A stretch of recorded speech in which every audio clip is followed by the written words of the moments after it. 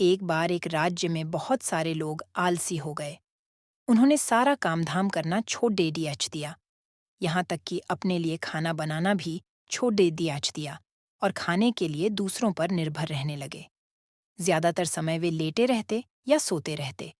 खाने की समस्या का निराकरण जरूरी था, क्योंकि इन आलसियों को खिलाने में लोग आनाकानी करने लगे।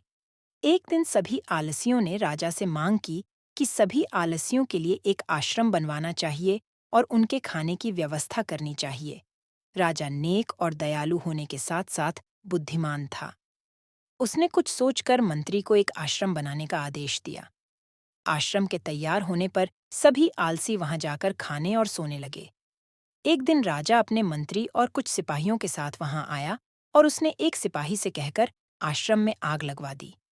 आश्रम को जलता देख आलसियों में भगदड़ मच गई और सभी जान बचाने के लिए आश्रम से दूर भाग गए।